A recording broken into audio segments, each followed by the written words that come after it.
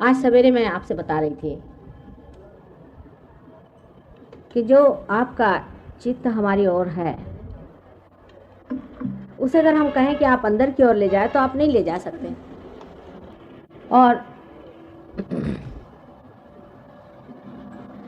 एक बात और पूछनी, हिंदी में बोले कि अंग्रेजी में बोले? हिंदी। सब लोग अंग्रेजी समझते हैं कि हिंदी समझते हैं? दोनों हिंदी में आप आसानी से। हम तो बेटे सभी में बोलते हैं, क्या करें, इस जन्म में अंग्रेजी भी सीख ली। अब बोल लीजिएगा, अंग्रेजी में बोल। हिंदी में? अच्छा, हिंदी में बोला।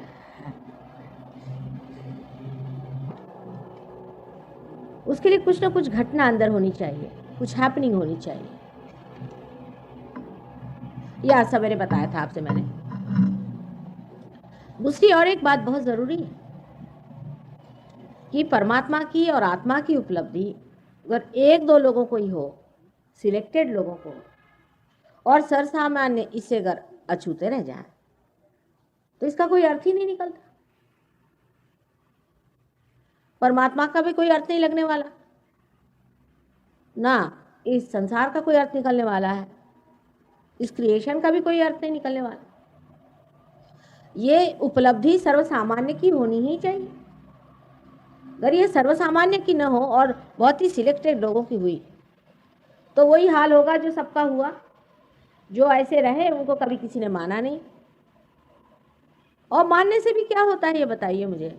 समझ लीजिए कोई गड़बड़ है, राजा है तो राजा है अपने घर में, हमसे क्या, हमको तो कुछ मिला नहीं।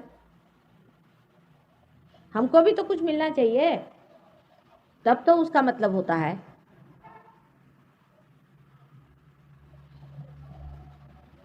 इसलिए ये घटना घटित होनी ही चाहिए।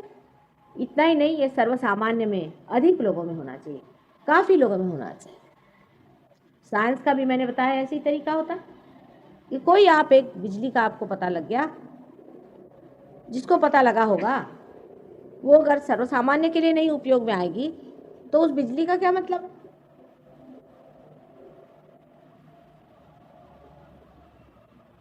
आज जो सहयोग की उपलब्धि है, सहज तो कितने सालों से चले ही आ रहा है। जब से सृष्टि बनी सहज ही बनी है सृष्टि। जैसे एक बीज होता है और उस बीज के अंदर उसके अंकुर बने रहते हैं, सब चीज़ उसके अंदर बनी रहती है, सारे नक्शे उसके अंदर बने रहते हैं, जितने भी उसके अंदर से पेड़ निकलने वाले। उसी प्रकार इस सृष्टि का सारा नक्शा ही माइक्रोस्कोपिक पहले ही से बना हुआ, और वो सारा बना हुआ खिलता हुआ चला रहा है सहज से ही। सहज माने सह यानी आपके साथ, और ज माने पैदा हुआ, आप ही के साथ ये चीज पैदा हुई है।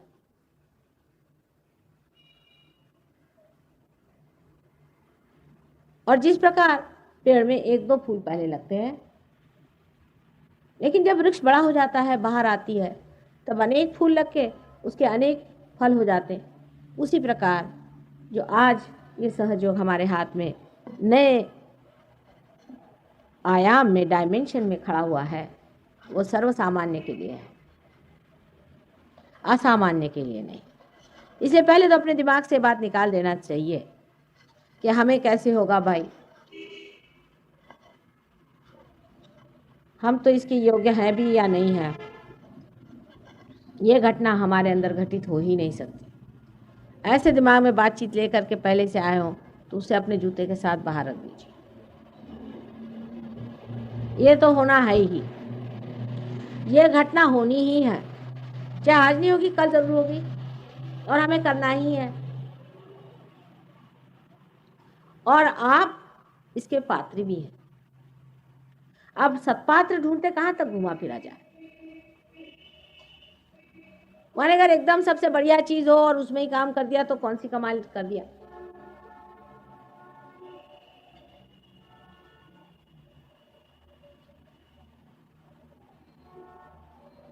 सो ये कभी नहीं सोचना कि ये चीज हमें होगी ही नहीं। पहली बात तो ये, इस मामले में कोई भी नर्वसनेस हो तो उसे पहले निकाल दीजिए, क्योंकि हम तो मेहनत करेंगे और ये चीज होगी। अब दूसरी बात यह है कि शंका होती है कि माँ ये कौन होती है करने वाली। और हमने तो सुना था कि कुंडलिनी की जागृति तो बड़ी ही कठिन चीज़ है, वो तो सर के बल खड़े हुई हजारों वर्षों बाद हो जाती है। सब लोग यही कहते, पता नहीं क्या क्या चीज़ें लिख मारी है, लेकिन ये बात हमारे साथ नहीं। हो सकता है कि हम बड़े माहिर हैं, इसके कारीगर हैं, जानते हैं काम, इसलिए हमें तो कोई कभी हमने आज तक देखा ही नहीं कि किसी ने कहा है कि माँ हमें पार करो और किया नहीं। हर तरह के होते हैं प्रॉब्लम्स, बड़े परम्यूटेशंस कॉम्बिनेशंस हैं, इसके प्रॉब्लम्स भी हैं, क्योंकि इंसान ने अपने को काफ़ी गलत रास्तों में डाल रखा है। ज़रूरी नहीं कि वो खराब आदमी हो, अच्छा आदमी होता है, पर धर्म में भी गलतियां हो जाती हैं, गलत जगह मत्थे टिक जाते हैं, गलत लोगों को मान लेते हैं, चक्कर चलते हैं। अब ये आदमी बड़े शरीफ हैं बेचारे, बहुत शरीफ आदमी, कोई खराबी नहीं है, ये चक्कर में आ गए, मतलब थोड़ी बेवकूफ़ी कर गए और क्या। और क्योंकि शैतान की जो शक्तियाँ इतनी ज़्यादा कार्यान्वित है कलयुग में, उसके चक्कर से मुश्किल से बचते हैं, बच्चे हैं ना।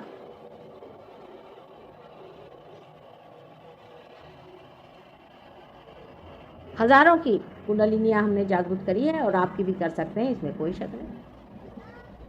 लेकिन अगर हम कर सकते हैं तो इसके लिए आपको हमसे नाराज़ होने की भी कोई ज़रूरत नहीं। आज सवेरे ही मैंने बताया था कि घर में इसके कारीगर है तो कर लेते हैं। आप अगर इसके कारीगर, हमसे अगर कोई कहे इसे ठीक करे तो हम तो नहीं कर सकते, इसका मतलब कोई हम नीचे नहीं हो गए ना ऊंचे नहीं हो गए। हमसे आप अगर कहिए इसे चलाइए तो हम इसे चला नहीं सकते। आप 17 मरतबा सिखाइएगा, हमारे बस का नहीं, इतने हम इस मामले में बेकार है। लेकिन जिसको हम जानते हैं वो काम जानते हैं, वो हम करते हैं और किया है, और आप में भी घटित हो सकता है। इसलिए इस तरह की तैयारी करके बैठे जाए कि होना है, हमारा पात्र भी है और ये घटना होगी, और सर्वसामान्य के लिए यह है, सिर्फ तैयारी रखनी चाहिए। अगर कोई दोष हो तो हमें बताना ही होगा, कोई अगर परहेज करना हो तो बताना होगा, या कुछ आपने ऐसा परहेज गड़बड़ कर दिया हो उसके बारे में भी कहना होगा। तो लोग तो बात बात में नाराज़ हो जाते। इंसान भी अजीब है। अगर मैं आपसे कहूँ कि मेरे लिए आप 3000 रुपया लाइए तो आपको कोई हर्ज नहीं, आप ला के फ़ौरन दे देते। लेकिन मैं कहूँ बेटा ये ज़रा गलत काम है, इसको ज़रा छोड़ दो, तो बड़ा बुरा मान जाएंगे, फ़ौरन पंडाल छोड़ के चले।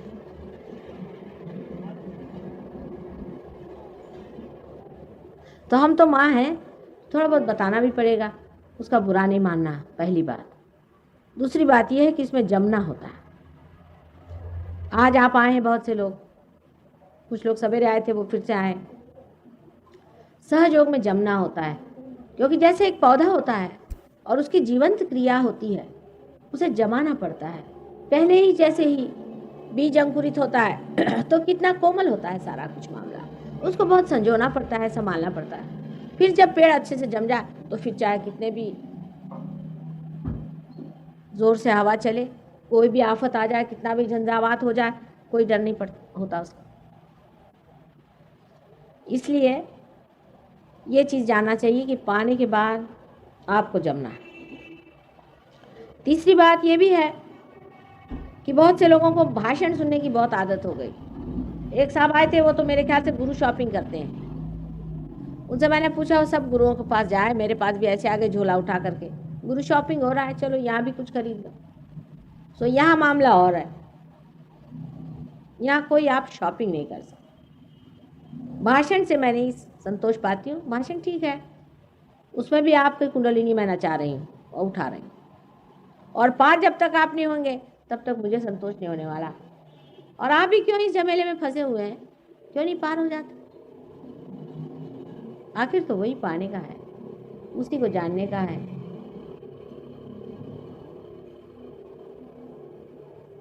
लेकिन सहयोग इसीलिए नहीं जमता है कि लोग चाहते हैं कि माँ को पैसा दे दो, कुछ तो भी करो, ऐसा वैसा कुछ करा दो, छुट्टी करो। हरे गुरु ऐसी करते हो, माँ को आप यहाँ पैसा नहीं दे पाते।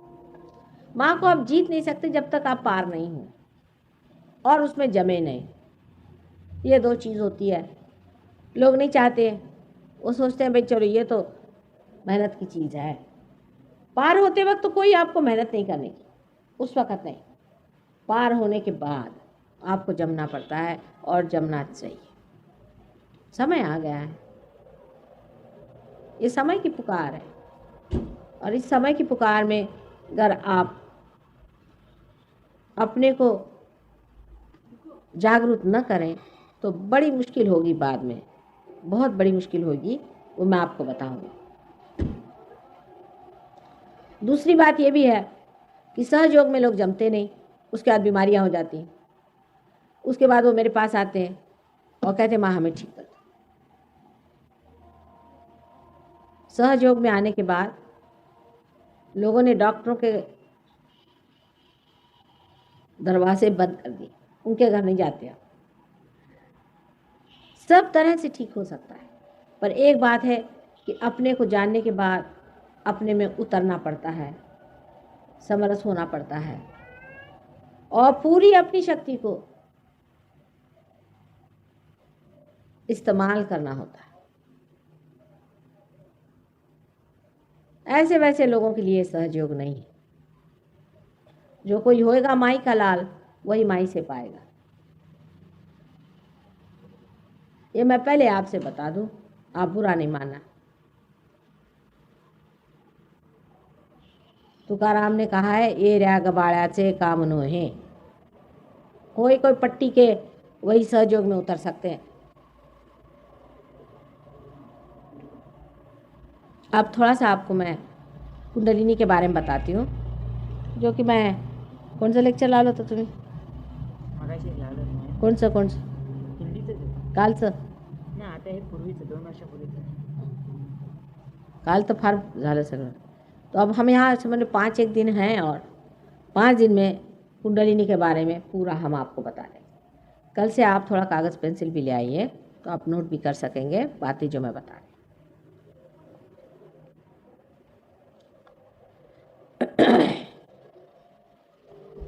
पहले तो आपको यहाँ सामने दिख रहा है,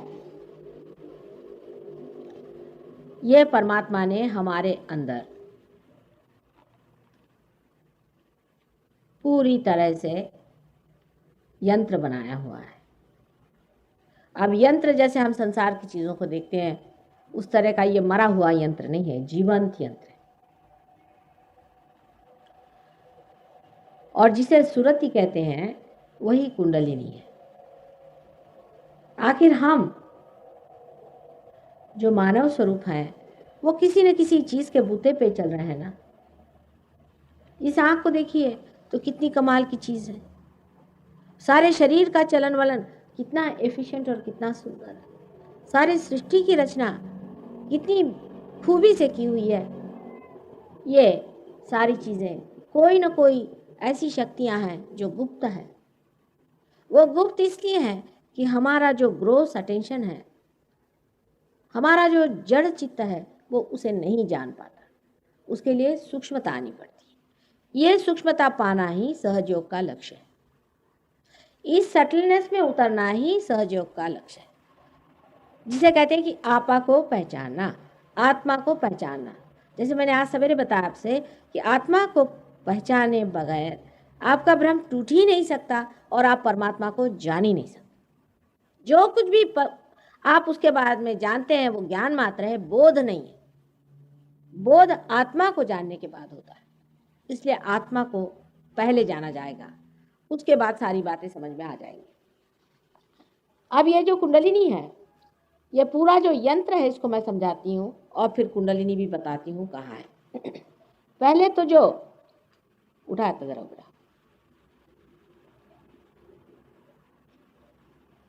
एक एक करो। ये जो लेफ्ट हैंड साइड में आप देखिए कि सर के राइट हैंड साइड से जो शक्ति हमारे अंदर गुजर के नीचे में उतरती है लेफ्ट हैंड साइड में, ये शक्ति से हमारा अस्तित्व है, एग्जिस्टेंस है। ये सूक्ष्म शक्ति है, ये हमें दिखाई नहीं देती। ये हमारे सर से निकल के और हमारे रीढ़ की हड्डी में गुजर के और नीचे तक आती है। ये आंखों से ऐसे दिखाई नहीं देती, लेकिन जब रियलाइजेशन होता है तब आपको एक एक शक्ति मैं दिखा सकूंगी। इस शक्ति का वहन करने वाली नाड़ी को हम लोग ईड़ा नाड़ी या चंद्र नाड़ी इस प्रकार का। ये सूक्ष्म शक्ति जब बाह्य में अपना आविर्भाव करती है, जब इसका एक्सप्रेशन होता है, मैनिफेस्टेशन होता है, तो हमारी लेफ्ट सिंपैथेटिक नर्वस सिस्टम इससे बनती है। ये हमारे एग्जिस्टेंस की, हमारे अस्तित्व की शक्ति है, और जब ये शक्ति सुप्त हो जाती है तो हमारी मृत्यु हो जाती है। इसीलिए इस शक्ति को लोग संहार शक्ति भी कहते हैं। संस्कृत में इस शक्ति को महाकाली शक्ति कहते हैं। अंग्रेजी में इसके शब्द नहीं, क्योंकि अंग्रेजी में इस चीज का पता ही नहीं लगाया है कि इसके अंडरकरंट्स क्या है। सिंपैथेटिक और पैरासिम्पैथेटिक नर्वस सिस्टम के अंडरकरंट्स क्या है, उसका अभी तक पता ही नहीं लगा है साइंस। इसलिए इसके लिए अगर मैं महाकाली की शक्ति कहूं तो बड़े घबराने की बात नहीं, हम लोग कोई अंग्रेज नहीं है। और दूसरी जो शक्ति हमारे अंदर लेफ्ट हैंड साइड से गुजर करके और राइट हैंड साइड पे आ जाती है, इसे महासरस्वती की शक्ति कहते हैं। इस शक्ति से हम अपने शरीर का चलन वलन, शारीरिक क्रियाएं और बौद्धिक क्रियाएं, मेंटल एक्टिविटीज करते हैं। अब मेडिसिन में लेफ्ट एंड राइट सिंपैथेटिक का फर्क लोग नहीं लगा पाते, लेकिन ये दोनों दो चीज़ है। लेफ्ट से आपकी इमोशनल साइड होती है और राइट से आपकी मेंटल और फिजिकल साइड होती है। इसका फर्क मेडिसिन में नहीं होता। इसी के कारण डायबिटीज़ जैसी बीमारी लोगों को समझ में नहीं आती। वो मैं आपको बताऊंगी कि कैसे इम्बैलेंसेस आ जाते हैं। और इम्बैलेंस, ये दो चीज़ का फर्क समझ लेने से ही समझ में आता है कि एक नाड़ी ज़्यादा चलती है, एक कम चलती है। एक कम चलती है तो उसके कारण उसकी बीमारियां हो जाती है, और जो ज़्यादा चलती है उसके कारण उस पर एग्रेशन भी हो जाता है। इम्बैलेंस का सेंस जो है वो तभी आता है जब उसके दो सिरे आप देख सकते हैं।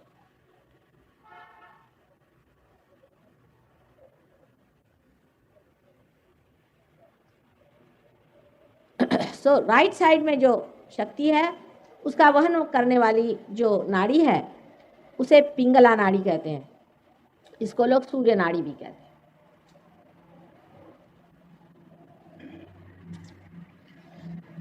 इससे राइट साइड की जो सिंपैथेटिक नर्वस सिस्टम है उसका प्रादुर्भाव होता है।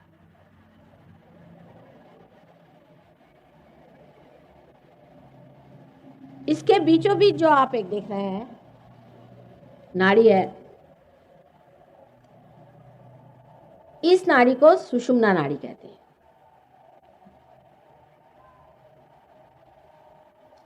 ये नाड़ी जहां तक बनी हुई हमारे अंदर में है, माने ये पैरासिम्पैथेटिक नर्वस सिस्टम को मैनिफेस्ट करती है, वहीं तक मनुष्य पहुंचा हुआ है। अब जो कुछ हम लोगों ने आज तक हासिल किया हमारे उत्क्रांति में, एवोल्यूशन में, अमीबा की दशा से इंसान की दशा तक, वो सारा हमारे सेंट्रल नर्वस सिस्टम में है। हमारी जो सेंट्रल नर्वस सिस्टम जो है वो समझ लीजिए इस सब का रिफ्लेक्टर है।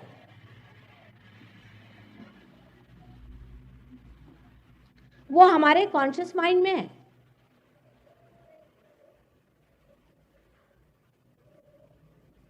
जो लेफ्ट हैंड साइड की जो ईड़ा नाड़ी है, ये हमारे सुप्त चेतन को प्लावित करती है, मैंने सब कॉन्शियस को प्लावित करती है या उसको चलाती है। जैसे आप मुझसे कुछ बात सुन रहे हैं अभी, ये अपने कॉन्शियस माइंड से सुन रहे हैं, लेकिन ये बात आपके सुप्त चेतन माने सबकॉन्शियस में चली जाती है। ये काम जो है लेफ्ट साइड की जो ये नाड़ी है ये करती है कि जो हमारी आपसे बात सुनी उसको फौरन उधर रख दिया सबकॉन्शियस में। और इसीलिए इसे कंडीशनिंग लोग कहते हैं वो दो प्रकार के हो सकते हैं, सुसंस्कार भी हो सकते हैं और कुसंस्कार भी हो सकते हैं। अब फ्रॉइड जैसे लोगों ने कुसंस्कार ही देखे, उनकी आंख तो मतलब ये जो नॉलेज लेने का तरीका है इन लोगों का वो ऐसा है कि ये अंधेरी जगह है, आज जिसके हाथ में जो मिल गया वही लेके बैठ गए, यही सत्य है, ऑब्जेक्टिव जिसको कहते हैं। दूसरा तरीका ये है कि लाइट जला दी, आप सब देख लो, ये सहयोग का तरीका है।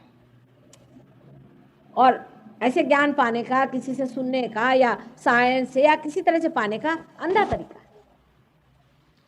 तो उस तरीके से जब खोजा गया तो श्री फ्रॉइड साहब अंधे तो थे ही और खुद भी दिमाग के कुछ अजीब उल्टे आदमी थे मेरे ख्याल से।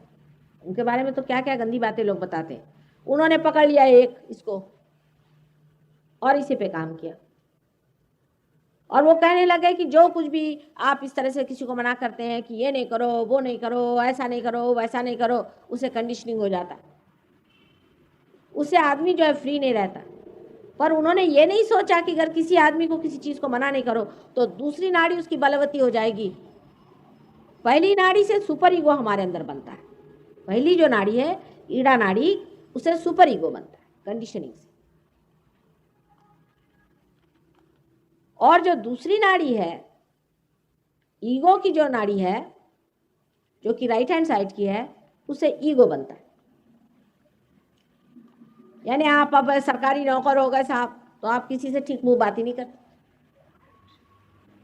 कुछ लोग मिनिस्टर साहब से मिलने गए तो वहाँ एक साहब बहुत उछल कूद कर रहे थे, बेचारे देहाती लोगों को समझ नहीं आया। तो उन्होंने पूछा कि भाई बात क्या है? कहले तुमको पता नहीं मैं पिए हूँ?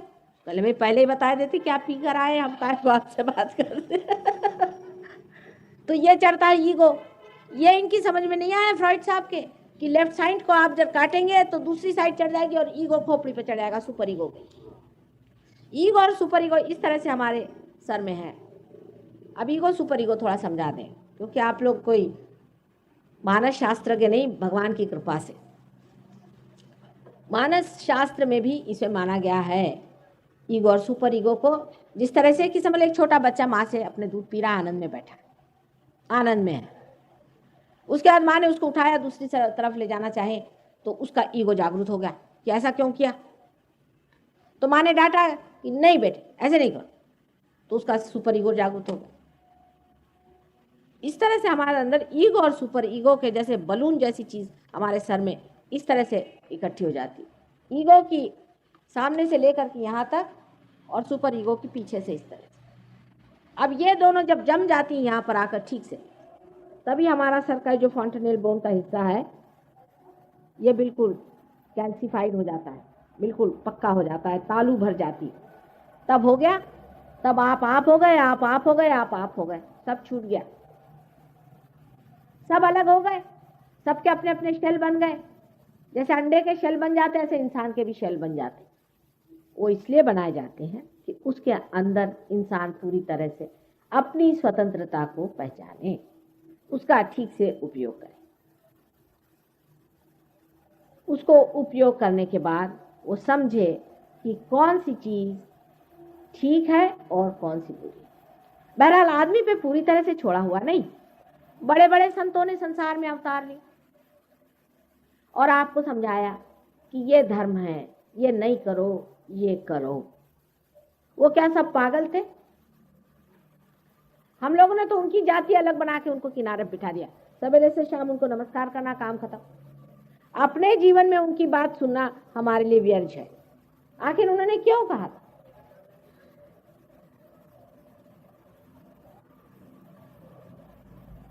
ये बात उन्होंने क्यों कही थी कि ऐसा न करो, ऐसा मत करो, ये करने से वैसा हो जाएगा, वो करने से ऐसा हो जाएगा? क्योंकि हम बहुत अक्लमंद है ना, हम तो सब चीज साइंस से जानेंगे। साइंस होता ही क्या है? बहुत ही थोड़ा हिस्सा है इस ज्ञान का। मैं वो भी आपको बताऊंगी कि साइंस से आप कितना छोटा सा हिस्सा जानते हैं, बहुत थोड़ा सा। पिंगला नाड़ी से जो 5 तत्व आपके अंदर गुजरते हैं, उस सिर्फ पंच महाभूतों को आप उनके बारे में जानते मात्र हैं कि जैसे कि पृथ्वी के अंदर में ग्रेविटी है, पर क्यों है? कैसे है?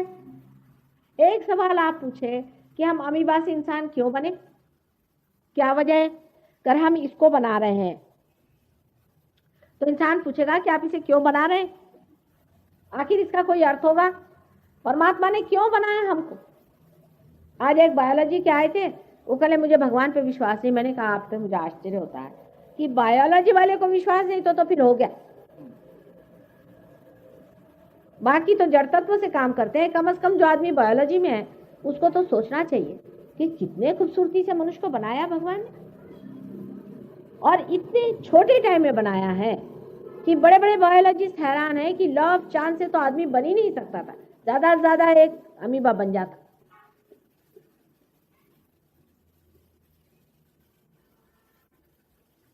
तो हमारे ऊपर ये जिम्मेदारी परमात्मा ने दे दी, हमें उसने स्वतंत्रता दे दी कि हम स्वतंत्र रूप से जाने कि अच्छा और बुरा क्या है। और जब हम अपने स्वतंत्रता में परमात्मा को स्वीकार करें तो वो आपको ये वरदान दे कि आप उसे भी जानें। जिस प्रकार ये मशीन बनाई गई और तैयार की गई, लेकिन जब तक इसको मेन से नहीं आपने लगाया तब तक इसका क्या अर्थ निकलेगा? इसी के अंदर कॉर्ड बना देते हैं ना, उसी प्रकार आपके अंदर जो कॉर्ड बना है वही कुंडलिनी है। परमात्मा ने बना के पहले से रखा है, आपको बनाना कुछ नहीं, आपको कुछ मेहनत नहीं करने की। जैसे कोई अंकुर होता है, प्रिम्यूल होता है, उसी प्रकार परमात्मा ने आपके अंदर इसका अंकुर रखा हुआ है। वही कुंडलिनी है जो ट्रायंगुलर बोन में है। अब बीच में गैप आप देखते हैं, यही गैप इंसान की सेंट्रल नर्वस सिस्टम में अभी है। वो गैप ये है कि उसके हृदय में जो आत्मा है, उसके हृदय में जो स्पिरिट है, उससे उसकी जो गैप बनी हुई है वही ये गैप है। हमारे अंदर आत्मा है, वो सब कुछ जानता है, वो क्षेत्रज्ञ है, लेकिन वो हमारे सेंट्रल नर्वस सिस्टम में नहीं है, माने हमारे कॉन्शियस माइंड में नहीं है। माने ये कि हमने उसे जाना नहीं, वो हमें जानता है। इसलिए ये जो गैप है इसको बनाया गया है, क्योंकि इसी के अंदर से कुंडलिनी को उठना है। यही घटना जो मैं हैपनिंग आपसे कहती थी वो होती है कुंडलिनी अवेकनिंग, वो घटना। पर ये मैकेनिकल जिसको आप मरा हुआ नहीं समझिए, ये जीवंत घटना है। जैसे कि एक बीज में से अंकुर निकलता है, उसी तरह की ये लिविंग चीज है। इंसान ने आज तक कोई लिविंग काम नहीं किया है क्या? एक बीज में से एक अंकुर निकाल दीजिए, कोई पेड़ मर गया, आपने खंबा खड़ा कर दिया, हो गया बड़े भारी आदमी। ये तो मरे को आप बदल रहे हैं, चाहे उसकी कुर्सी बनाओ चाहे उसका कुछ बना दो। फिर वह कुर्सी पे बैठने लग गए तो कुर्सी खोपड़ी पे बैठ गई, नीचे बैठ नहीं सकते और टंग रहे हैं। देखिए आप पीछे में बैठे हुए लोग जमीन पर बैठ नहीं सकते, यह हालत आ गई, उसकी गुलामी शुरू हो गई। ये मरे हुए काम से फायदा क्या हुआ? सारे मरे हुए तत्वों का आप पता लगाते हैं, कोई जीवन तत्व का आप पता लगाएं कि कैसे होता है। एक अंकुर किस प्रकार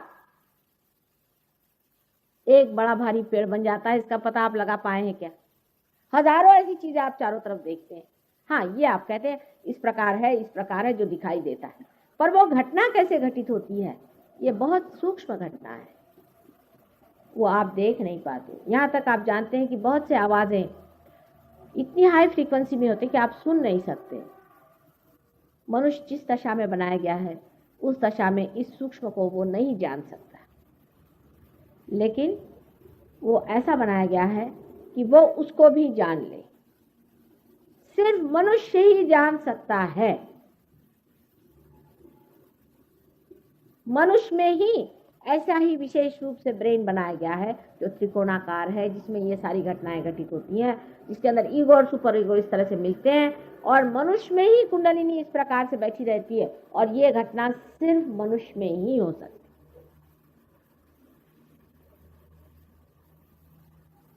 अब आप सोचिए कि सारी सृष्टि बनाई गई, उसमें पृथ्वी विशेष रूप से बनाई गई, उसमें वनस्पति बनाई गई और उसके बाद आपको बनाया गया और आपको विशेष रूप से बनाया गया और उसमें इस तरह की सब चीजें रखी गई और आप ही को यह अधिकार है कि आप परमात्मा को जानें और उसकी शक्ति को अपने अंदर से वहन करें। यही आपका लक्ष्य है, यही आपका फुलफिलमेंट है। जब तक आपके अंदर से परमात्मा की शक्ति वहन नहीं होगी तब तक आपका कोई अर्थ नहीं निकलता, आपका कोई मतलब नहीं बनता और सारे सृष्टि का भी कोई मतलब नहीं बनता। ये हैपनिंग होना है और आज जो हो रहा है ये भी हिस्टोरिकल चीज। सबका संसार में आना भी स्टेप बाय स्टेप सबका जरूरी है। उसके बारे में कल बताऊंगी कि कैसे हर बड़े बड़े अवतार और जिनको हम प्रॉफिट्स कहते हैं, जिनको हम गुरु कहते हैं, किस प्रकार वो इस संसार में आए और उन्होंने क्या क्या हमारे अवेयरनेस में, हमारे चेतना में किस तरह से काम किया और वो कहाँ हमारे अंदर बसे हुए हैं, वो सब मैं आपको कल बताऊंगा।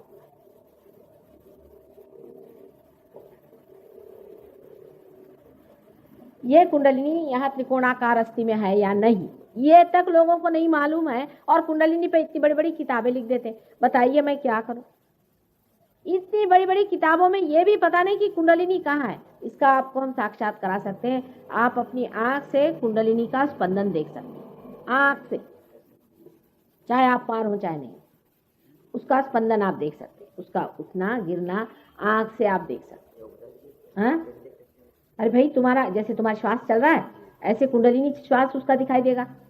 त्रिकोणाकार अस्थि को आप हिलते देखेंगे, उसके अंदर कुंडलिनी ऐसे ऐसे पनपते दिखाई देगी। आप देख लेना, अपनी आंख से देख लेना। उसका हमने फिल्म भी बनाई। जब कुंडलिनी उठती है तो वो उसका स्पंदन शुरू होता है।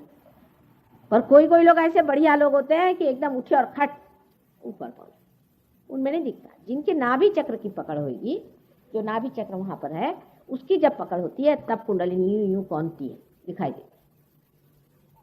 इतना ही नहीं, आपको ये भी दिखाई देगा कि जब कुंडलिनी उठती है, समझ लीजिए आपके लिवर ट्रबल है, तो आपको दिखाई देगा कि लिवर की तरफ जाकर के वहां पर स्पंदन हो रहा है। आपको दिखाई देगी आंखों से। आपका स्टेथोस्कोप लगा है तो आप उसको देख सकते हैं कहाँ चढ़ रही। अंत में वो जाकर के यहाँ पहुंच जाती है, जिसपे कबीर ने कहा, शून्य शिखर पर अनहद बाजिरे। पल्सेशन उसका फील होता है। अनहद माने पल्सेशन होता है। फिर जब वो खुल जाती है तभी वो पल्सेशन रुक जाता है और जो सब दूर सर्वव्यापी जो शक्ति है, जो कि सूक्ष्म, जिसे आपने जानते, जिससे एक एक पत्ता दुनिया का, एक एक फूल, एक एक फल और एक एक इंसान जिससे पूरी तरह से संभाला हुआ है, चलता है, उसी के आश्रय में है, उस शक्ति से आप एकाकार हो जाते हैं। अभी तक तो आपने जाना ही नहीं, अभी आपको खबर ही नहीं है, सिर्फ पढ़ा पढ़ा है उसके बारे में, उसका अभी तक आपको बोध नहीं हुआ। उसका बोध होना चाहिए। बगैर बोध हुए सब चीज बेकार। आप पहले से शक करने बैठ गए। अरे भाई, इसमें शक करने की कौन सी चीज? क्या इसके बारे में पहले लिखा नहीं लोगों ने? सबने बताया है, लेकिन अगर टाइम आ गया है सबको पाने का तो सबको मिलना ही चाहिए। लेकिन सब लोग लेंगे इसे, ये भी मैं जानती हूँ। उसकी बहुत सी वजह है, उसकी बहुत सी वजह है।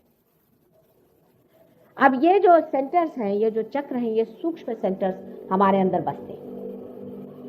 ये सेंटर्स हमारे अंदर, हमारी जो उत्क्रांति या एवोल्यूशन हुई है, उसके एक एक टप्पे हैं, स्टेजेस हैं। पहले जब हम कार्बन थे तो ये पहला चक्र है जो गणेश जी का है। उसके बाद में जब ब्रह्मदेव ने सारी सृष्टि बनाई तो दूसरा चक्र है जो ब्रह्मदेव का है, जो स्वादिष्ठान चक्र है, वो भी हमारे अंदर है। उसी की वजह से हम सृष्टि बना सकते हैं, उसी की वजह से हम सोचते हैं, प्लान करते हैं, थिंक करते हैं। उसके बाद नाभि चक्र है। नाभि चक्र से आपको मालूम है कि मछली से लेकर के इंसान बनने तक जो कुछ भी हुआ है वो इसी गोल में हुआ है।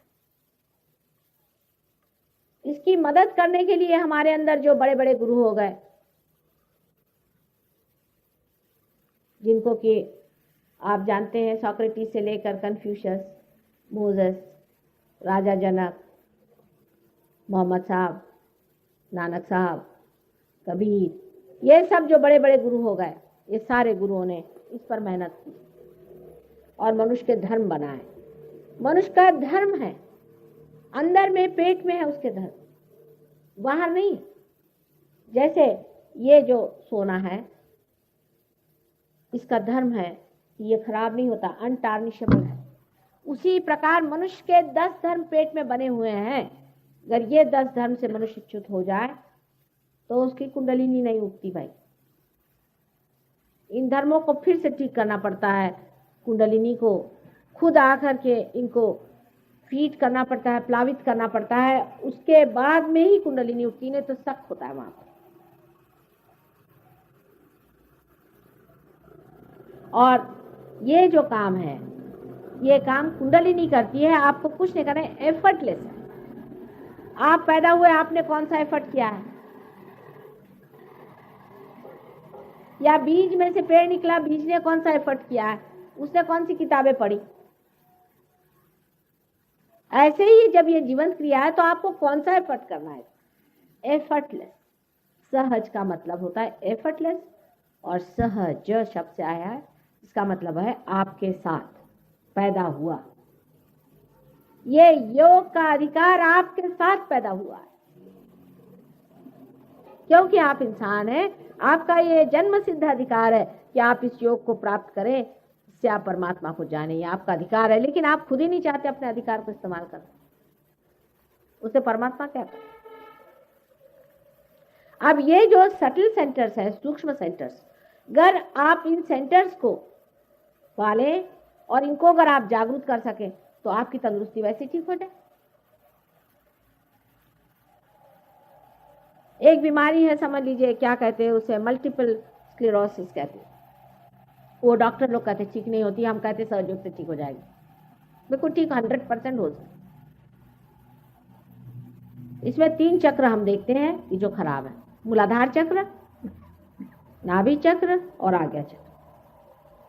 ये 3 चक्र अगर हमने ठीक कर दिए तो ठीक हो जाएगा। एक चीज की खोज जब आप बाहर से करते हैं, समझ लीजिए एक पेड़ है, उसमें खराबी आ गई, अब बाहर से उसमें आपने कुछ ठीक ठाक किया भी तो कितनी ठीक ठाक हो सकती, पर अगर आप उसके जड़ से ही कोई चीज को ठीक करना जाने तो पेड़ ठीक हो जाएगा। इसी तरह से कैंसर की बीमारी भी आपकी इसलिए होती है कि आप ये जो सिंपैथेटिक नर्वस सिस्टम है इसको बहुत इस्तेमाल करते हैं,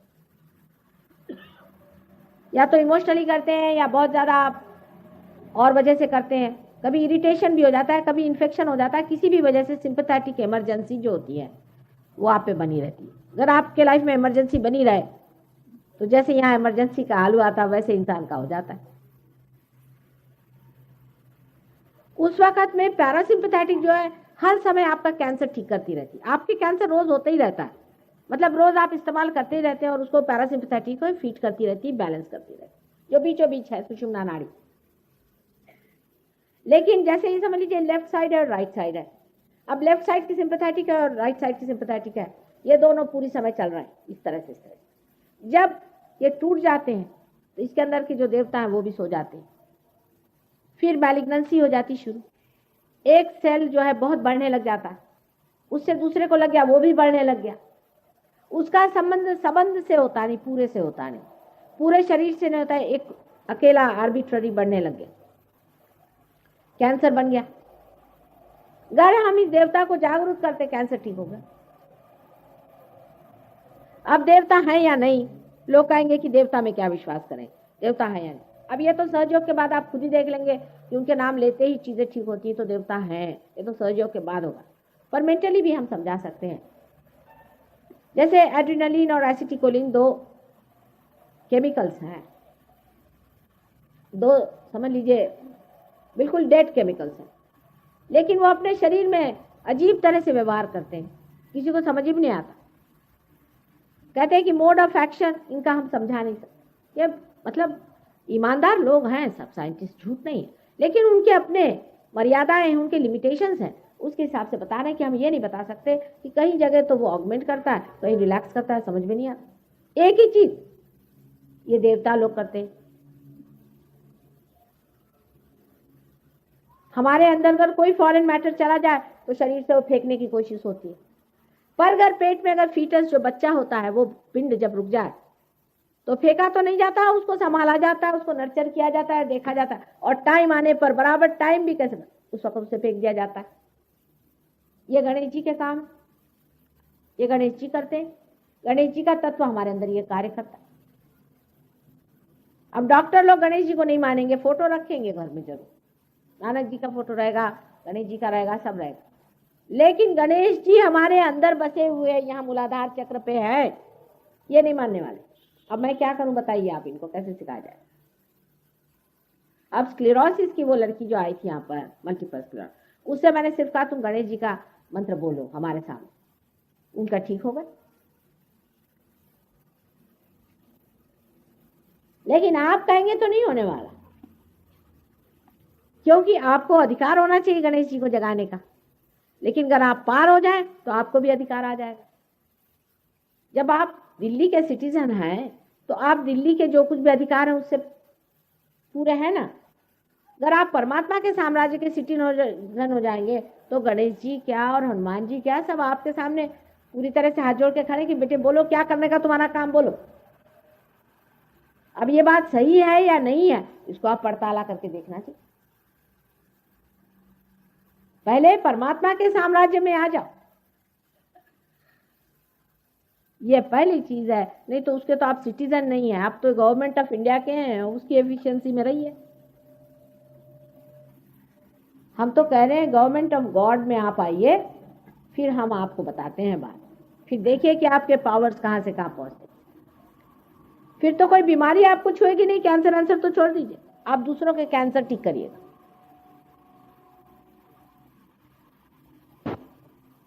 लेकिन पार हुए बगैर तो कोई बात ही नहीं कर सकते ना। पॉइंट ये है कि पार तो होना चाहिए पहले,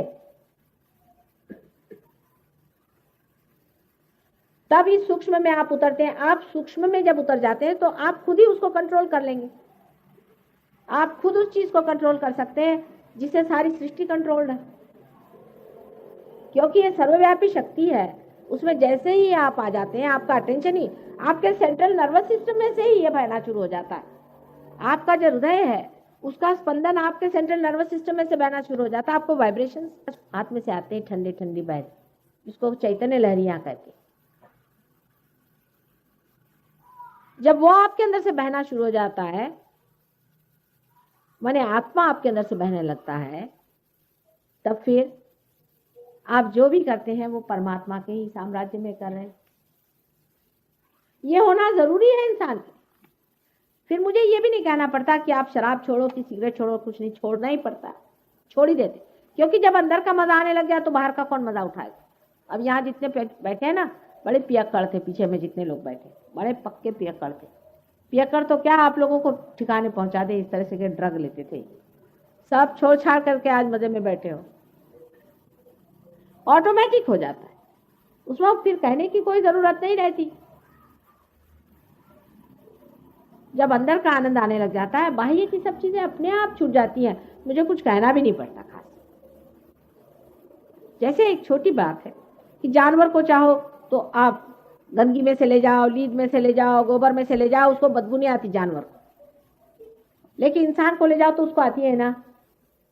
उसी प्रकार जब आप परमात्मा के साम्राज्य में जाते हैं तो आपकी चेतना ऐसी हो जाती है कि आपसे बर्दाश्त ही नहीं होता, आपके हाथ में बर्निंग से आ जाएगी, अच्छा ही नहीं लगेगी, सब अपने आप ये चीजें छूट जाती हैं। और इसीलिए जितनी भी आते हैं सब कुछ आपका अपने आप झड़ जाता है, उसमें मुझे कहना नहीं पड़ेगा, सब घटना अपने आप घटित हुई। आज आपके सामने मैंने थोड़ा सहयोग के बारे में प्रस्तावना की है, कल इसकी जितनी भी गहरी बातें हैं सब बताऊंगी। मैंने कहा है कि जितना सूक्ष्म सूक्ष्मतर सूक्ष्मतम इसका ज्ञान है वो सब मैं आपको बताने को तैयार। सारी विद्या यही है, बाकी सब अविद्या है। आपके उंगलियों के इशारे पे चीजें चलेंगी। आप अपने को पहले जान तो लो। आप अपनी शक्ति ही नहीं जान रहे हो और फिर हतबुद्ध बैठे हुए हो। अभी तक आपकी मोटर शुरू नहीं हुई, मोटर तो शुरू करो फिर पता चलेगा। उससे पहले ही आप दूसरे काम कर रहे हैं। एक ये छोटी सी चीज है, अगर इसको समझ। कैसे बेटा? ठीक हो? बैठो, बैठिए बैठिए बैठिए बैठिए। तो पहली चीज है ये घटना घटित होना, दूसरी चीज है इसमें जम जाना, तीसरी चीज पूरी विद्या को जान लेना। कौन सा चक्र कहाँ है, किस तरह से उस चक्र को चलाना है, किस तरह से ठीक करना है। बस 3 स्टेप्स होते हैं सहयोग के। ये एक बार हो गए तो आप हो गए बड़े भारी सहयोगी। और यहीं बैठे बैठे करिश्मे करो, अपने भी और दूसरों के भी, और मजा उठाओ, क्योंकि आपके अंदर से शक्ति बहती रहेगी पूरी समय। आई बात समझ में? सबके समझ में आई कि नहीं आई? क्या भी प्रश्न है खोपड़ी में? अगर नहीं हो प्रश्न तो अब इसके बाद हम लोग ध्यान में जाएंगे सब। 1-2 मिनट में मैं आती हूँ। आप लोग जरा अपने कमर अमर जरा ढीली कर ले, थोड़ी टाई वाई उतार लो, क्योंकि विशुद्धि चक्र पे पकड़ आ रही। और हल्के होके बैठो, बिल्कुल हल्के। हम कोई गुरु नहीं है, आपकी माँ है। हमारे सर आँखों पर आप है और हम आप पे मेहनत। जरा ढीली कर लो इस बदन को। हाँ, सॉक्स कर चाहो तो करो, कोई हर्जा नहीं। से कोई नायलॉन की चीज़ होती है ना, उसमें पृथ्वी तक